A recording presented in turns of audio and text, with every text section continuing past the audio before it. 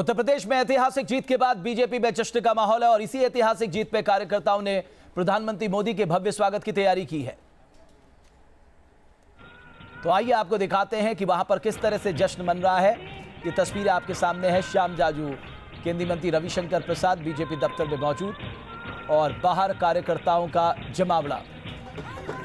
कुछ देर पहले मध्य प्रदेश के मुख्यमंत्री शिवराज सिंह चौहान भी पहुंच गए थे।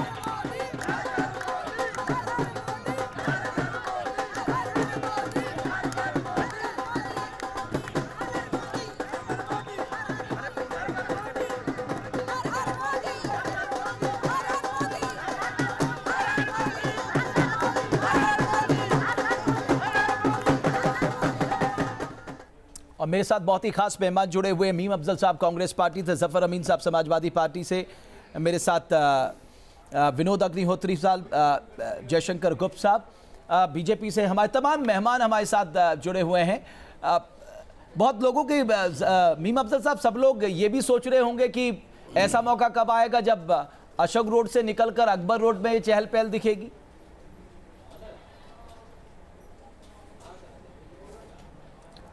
देखिए, मेरा ख्याल ये है कि आज जश्न का मौका है। मेरा ख्याल तो आज बहस की ज़रूरत नहीं थी। आप कुछ दिखाना चाहते थे, खामख़ाई हमको बुला के आपने बिठा लिया है और हम क्या बोलेंगे इस पर। मैं नहीं चाहता हूं कि आज कोई तल्ख बात की जाए। उनके लिए जश्न का मौका है। कल दिवाली है, अच्छी बातें हों तो ज़्यादा अच्छा है। और जाहिर है कि कल होली है सर, दिवाली नहीं। हमसे आप कुछ चुपते हुए सवालात पूछेंगे तो मैं बहुत चुपते हुए से जवाबात भी दे सकता हूँ, लेकिन मैं आज ठीक नहीं समझता। अच्छा, दूसरा, आप लोग जिद्दी बहुत हैं सर। क्या बहुत है? आप लोग जिद्दी बहुत हैं, जिद्दी। क्यों, क्या हो गया? क्या जिद कर लिया? सर, अगर उत्तर प्रदेश, आपने कहा यूपी को ये 7 पसंद है, अब उत्तर प्रदेश की जनता ने 7 नकार दिया, फिर भी कह रहे हैं जी 7 बने रहेंगे। बिल्कुल 7 बने रहेंगे। इसके बावजूद जब जो नकारा गया है इसके बारे में 2 दिन के बाद बात करेंगे हम। ओके। और हम इसकी पोल भी खोलेंगे क्या हुआ है वहां पर। अब सरकार आजकल आप देख नहीं रहे सोशल मीडिया पे किस तरह की फिल्में आ रही हैं, किस तरह की चीज़ें आ रही हैं। लेकिन अभी हम बोलेंगे तो आप बोलेंगे कि हार गए इसलिए मायूसी के अंदर कुछ बहकी हुई बातें कर रहे हैं। हम बहकी हुई नहीं, बिल्कुल समझी हुई बातें बताएंगे आपको 2 दिन के बाद। मतलब 2 दिन तक आप चुप रहेंगे? क्योंकि जितने रिपोर्टर्स थे और जितने आपके मीडिया के लोग थे वही हमसे कहते थे कहीं कोई लहर नहीं है। अचानक इतनी बड़ी जो लहर आ गई है, इसके पीछे क्या राज है, ये कुछ दिन के अंदर अंदर आपके सामने आ जाएगा। आप मायावती जी के समर्थन में आ रहे हैं क्या? जो मायावती जी ने आरोप लगाया है चुनाव के तुरंत बाद, नतीजों के बाद, हमने तो कल भी कहा था, हमने तो कल भी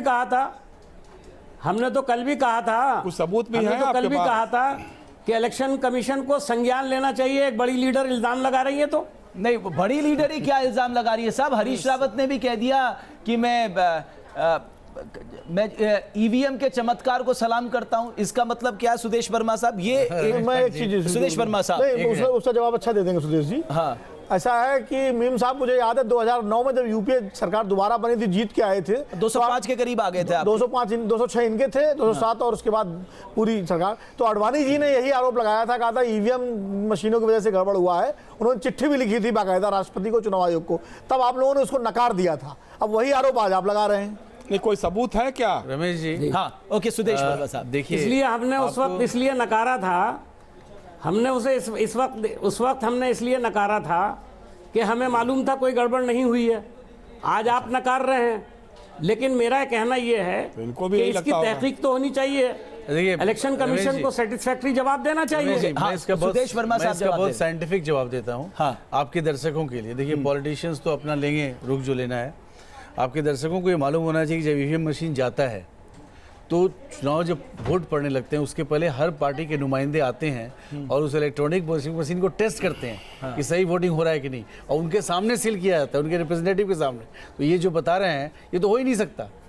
हम लोगों ने भी जब तो आपको क्यों लग रहा है कि कहने के लिए कुछ बचा नहीं, इसलिए ईवीएम पे नहीं, दोष आप मढ़ रहे एक हैं? बात बताइए, एक अंडर करंट था जो कोई समझ नहीं पाया, इसको आप मानिए। आपको लग रहा है कि एक करप्ट पार्टी और एक मतलब जो गुंडा राज के द्वारा आइडेंटिफाई हुआ, ये तो मुलायम सिंह जी बोले थे ना कि अखिलेश जी या माफिया राज के साथ मिले हुए हैं, ये लोग मिलेंगे तो यूपी को साथ कैसे पसंद हो सकता है? आप क्यों नहीं मानते कि यूपी की जनता बदलाव चाहती थी और नरेंद्र मोदी जी को एक मौका देना चाहती थी कि आप इतने शिद्दत से जब आप वोट मांगते हैं कि नहीं हम कुछ करना चाहते हैं तो जनता देती है। आपने उनको जश्न में शामिल करने की कोशिश क्यों नहीं की? आप उनको अरे निमंत्रण वो तो- देते हैं कि वो तो बगल में ही है निमंत्रण- अकबर अभी रोड, मैं आपके अशोक रोड चैनल तक के आ थ्रू जाइए। निमंत्रण दे रहा हूँ, वो भी नागरिक है, वो भी वोटर है, आए जश्न में शामिल हो, ये तो पर्व है डेमोक्रेसी तो का। मीम अफजल साहब भी थोड़ा शामिल हो जाते हैं आप लोगों के जश्न में। कब से वो जश्न नहीं मनाया उन लोगों ने? जफर अमीन साहब, ये आप लोगों को लगता है कि ये साथ नहीं पसंद पंजाब है का जिक्र इसीलिए नहीं कर जनता रहे ने आप। नकार दिया? जी कोई मीम साहब, पंजाब का जिक्र नहीं कर रहे हैं अभी आप, गोवा का जिक्र नहीं कर रहे, मैं आप आऊंगा सर, मणिपुर उस का पर भी जिक्र आऊंगा नहीं सर। कर रहे।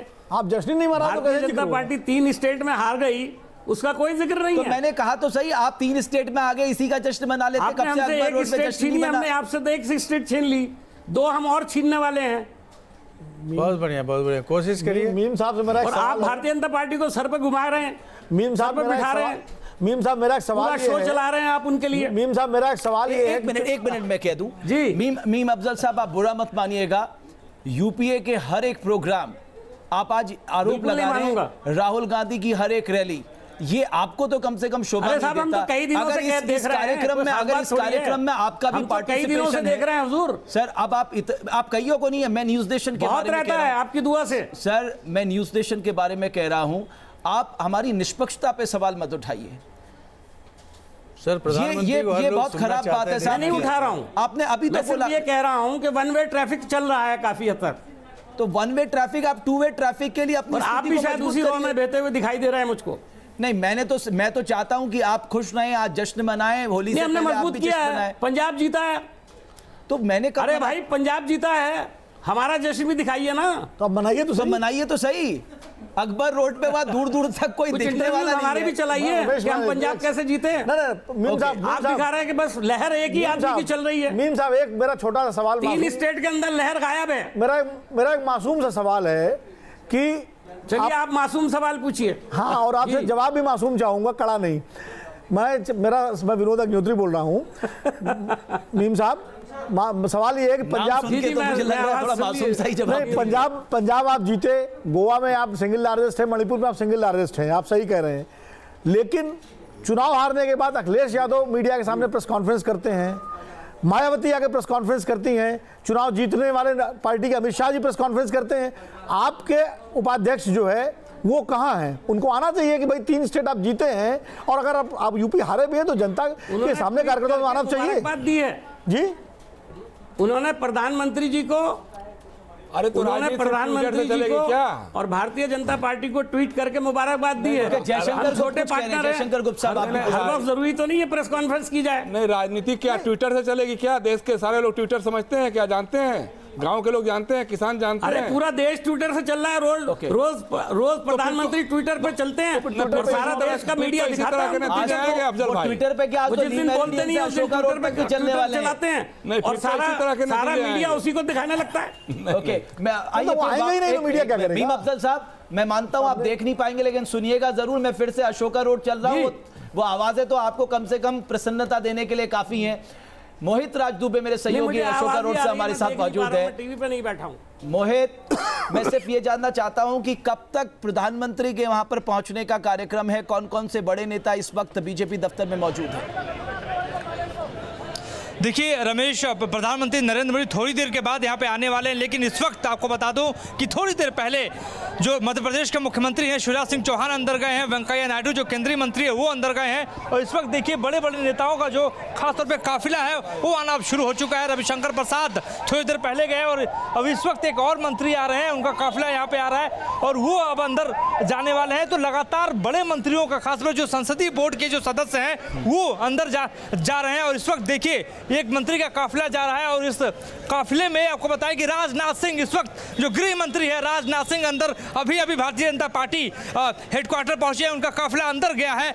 और आज जो विजय जुलूस भारतीय जनता पार्टी मना रही है उत्तराखंड और उत्तर प्रदेश की जीत के बाद, और इस जुलूस का नाम खासतौर पर दिया गया है कि भारत को काम पसंद है। और इस स्लोगन के माध्यम से यहाँ पे कार्यकर्ताओं को खासतौर पे बुलाया गया है। कार्यकर्ता जो यहाँ पर जिनको बुलाया गया वो तो है, लेकिन खुद जो ऐसे कार्यकर्ता जो खुद यहाँ पे चल के आए हैं और वो जी जयशंकर गुप्ता साहब जब बीजेपी के राष्ट्रीय अध्यक्ष अमित शाह प्रेस कॉन्फ्रेंस कर रहे थे तो उन्होंने बहुत बड़ी बातें कही। उन्होंने कहा देखिए, एक तो जातिवाद, परिवारवाद और तुष्टीकरण की राजनीति का अंत हो गया, दूसरा पॉलिटिक्स ऑफ परफॉर्मेंस के युग की शुरुआत हो गई है, तीसरा उन्होंने कहा हम 5 योजनाएं गिरा रहे हैं जिसके इम्पैक्ट के बारे में कोई चर्चा नहीं कर रहा। एक है उज्ज्वला योजना, एलपीजी सिलेंडर देने की, दूसरा है जनधन योजना, अकाउंट खोलने वाली स्कीम, खुले शौच से मुक्ति, स्वच्छ भारत के तहत का प्रोग्राम, फसल बीमा और गांवों तक बिजली पहुंचाने का। और इसका कहीं ना कहीं इम्पैक्ट तो मतदाता में पड़ा। जयशंकर गुप्ता, देखिए अब क्या वो कह रहे हैं और किसका इम्पैक्ट पड़ा है तो जांच का विषय हो सकता है। काम के रूप में एक भी ऐसा दिखाई नहीं दिया जिसको आप सामने रख सकें। आपको तो बताना चाहिए था कि आपने कहा था लोकसभा के चुनाव में कि हर साल हम 2 करोड़ लोगों को रोजगार देंगे। उसमें से कितने लोगों को रोजगार मिला? एक बार भी आज तक भाजपा के किसी प्रवक्ता ने या भाजपा के किसी नेता ने नहीं बताया हाँ साहब 1 साल में इतना लोगों को रोजगार दिया, 3 साल में। इतनी बड़ी जीत आपको लगता है बिना प्रोग्राम्स के, बिना डिलीवरी के मिल गई साहब? और दूसरा ये कि जातिवाद जो कहा, देखिए जातिवादी दलों के साथ भाजपा ने गठबंधन किया। भारतीय सुहेल देव भारतीय समाज पार्टी जो राजभरों की पार्टी है उनके साथ इन्होंने गठबंधन किया। इन्होंने अपना दल जो कुर्मियों की पार्टी उसके साथ गठबंधन किया और कह रहे हैं कि जातिवादी राजनीति ध्वस्त हो गई। ये बड़ा विडंबनापूर्ण है। ये देखिए सीधी सी बात यह है कि अब सिर्फ किसी जाति के नाम पे आप चुनाव जीत नहीं सकते, उसके अलावे आपको अन्य लोगों के साथ अपना जोड़ना पड़ेगा, विस्तार करना पड़ेगा। और सोशल जस्टिस का, मैं सिर्फ एक बात कह रहा हूं, सोशल जस्टिस का मतलब सिर्फ एक मिनट सुनिए, एक मिनट सुनिए, मैं इसलिए कह रहा हूं अगर एक प्रधानमंत्री के आह्वान पे मान लीजिए करोड़ों लोग जो है वो अपनी सब्सिडी छोड़ देते हैं, अब ये तो मानेंगे ना? ये आज तक मतलब मुझे लगता है कि भाई सब्सिडी छोड़ने के बाद भी 76 रुपए बढ़ा दिया जाता है यार। रसोई गैस के दाम 76 रुपए बढ़ा दिए जाते हैं। आप ये भी तो सोचिए, सुदेश दूध का दाम 3 रुपए आज ही बढ़ गया। सोचिए, हाँ प्लीज आप जवाब दे दीजिए। रमेश जी मैं इनका जवाब देता हूँ। जयशंकर जी सीनियर जर्नलिस्ट हैं हिस्ट्री में। देखिए जब हम बोलते हैं कि जाति तोड़ा गया तो हम इसलिए बोलते हैं कि हमें पता था रमेश जी कि अगर जाति समीकरण पर वोट पड़ेगा तो हम कहीं नहीं टिकेंगे। आप सारे जोड़ लीजिए, हमने कोई देखिए अगर हर पार्टी जाति बैलेंस कर रहा है तो कुछ तो होगा जो जाति से ऊपर इसको मान लीजिए ना, इसको मान के चलिए आप, मान के चलिए कि जब कोई ऐसा मौका नहीं आता है कि लोग जाति तोड़ के वोट दें तो लोग अपने जाति के मुताबिक वोट देते हैं। लेकिन 2014 में वो मौका आया, उन्हें लगा कि नहीं विकास के नाम पर बैक टू बैक परफॉर्मेंस करना। जयशंकर आप लोग भी मुझे लगता है आप लोगों ने भी जीत पाल ली है कि साहब आप ये तो मानिए कि साहब जीत किन्हीं ना किन्हीं कारणों से होती है और बैक टू बैक बहुत सारे कारण होते हैं रमेश, बहुत सारे होते हैं, उसमें कोई दो राय नहीं है। तो जीत के महापर्व का रंग देखने को मिल रहा है अशोका रोड में। बीजेपी के हेडक्वार्टर में कुछ ही देर में प्रधानमंत्री एक रोड शो में निकालेंगे और उसके बाद वो पहुंचेंगे अशोका रोड में जहां पर उनका अभिनंदन समारोह होना है और उसके बाद पार्लियामेंट्री बोर्ड की बैठक होनी। अग्निहोत्री साहब आप चाह रहे थे कुछ कहना? मैं ये कहना चाह रहा था जो ये बार बार क्लेम किया जा रहा है मीडिया में भी और अमित शाह जी ने भी कहा और हम लोग भी कह रहे हैं कि जातीय सीमाएं टूट गई। मैं कह रहा हूँ जातीय समीकरणों का और ध्रुवीकरणों का नया रीऑर्गेनाइजेशन हुआ है। केशव देव मौर्य को जब आपने बनाया प्रदेश अध्यक्ष तो ये कह के बनाया कि वो अति पिछड़े हैं, नान यादव पिछड़े हैं। आपने बार बार फोकस किया नान जाटो दलित को हम फोकस कर रहे हैं, तो ये जातीय नहीं है क्या? आप जो दलित जाटों के नेतृत्व में गोलबंद था बीएसपी के साथ, जो पिछड़ा यादवों के नेतृत्व में गोलबंद था समाजवादी पार्टी के साथ मंडल के बाद, उसको आपने उसके फोल्ड से निकाल करके एक अति पिछड़ों को जो है आपने आगे किया। तो ये भी दूसरा जातियों का रीऑर्गेनाइजेशन है, जाति समीकरणों का। सुदेश वर्मा साहब ये जाति टूटा थोड़ी है। देखिए मैं आपको बताऊं, हम लोग मानते हैं कि हमने नैरेटिव बदला है क्योंकि हर जाति का और हर धर्म का वोट हम लोग को मिला है। तो नैरेटिव इनको क्या प्रॉब्लम है? आप क्यों हर चीज को जाति के चश्मे से देखना चाह रहे हैं? अगर हम बोल रहे हैं कि जाति नहीं 65% इस देश में 65% युवा है, मैं बोल रहा हूँ सर, मैं बोल रहा हूँ 65% युवा है रमेश जी। वो युवा का एस्पिरेशन क्या? उस युवा से जाके पूछिए, उसके लिए जाति एक सोशल कॉम्बिनेशन हो सकता है। लेकिन जाति उसके लिए पॉलिटिकल रीजन नहीं है। नहीं, आपने तो तो जाति political के लिए वो reason से वोट किया नहीं ना। देगा, आपने वो वोट देगा अपने अच्छे जिंदगी के लिए। कौन दे सकता है? आप बताइए, आप अगर वो किसी सिर्फ यादव आपकी जाति पार्टी के के लिए हैं, नया सिर्फ आपको narrative हो इसलिए सकता वोट है, मिले, आपके लिए नहीं सिर्फ होगा। इसलिए वोट मिले कि आप यादव नहीं, नहीं, आप हैं, इसलिए राजभवन वोट नहीं में- मिले कि आप नॉन परफॉर्मेंस आप किए, परफॉर्मेंस राजभवन की किए। पार्टी से अगर हम समझौता कंट्री के करते हैं। डिस्कोर्स को बदलना चाह रहे हैं तो उन लोगों को क्या परेशानी हो रही है जो आज तक मीम जाति अफजल के साहब को क्या परेशानी हो रही है अगर आप मुझे ये country का समझ में नहीं आ रहा है। discourse बदलना चाहते हैं? नहीं, मीम अफजल साहब, आप जवाब आप क्या दीजिए नहीं चाहते सुरेश- कि ये फॉरवर्ड सुरेश लुकिंग वर्मा साहब के डिस्कोर्स हो देश सवाल में? फॉरवर्ड लुकिंग डिस्कोर्स से आपको परेशानी है क्योंकि आप तो आज तक अरे 3 उन्हें लोगों को परेशानी छोड़कर क्यों नहीं आपने होगी? पूरी आज आप सत्ता चलाई है। 58% भूभाग में आ गए और वो 8.5% भूभाग में रह गए देश के, उन्हें परेशानी होगी साहब? देखिए रमेश, ये मीम तो अफजल साहब, आपने मुझसे कुछ पूछा है? आपको परेशानी होना लाजमी है जी। साहब। एक के बाद आपसे एक प्रदेश छीने जा रहे हैं, आपको गुस्सा तो आएगा, आपका परेशान होना लाजमी है। मैं तो मुस्कुरा रहा हूं, कहां गुस्सा आ रहा है हमको? ये डेमोक्रेसी है। आपने अभी बहुत बुरा वक्त देखा नहीं, आप बहुत छोटे थे।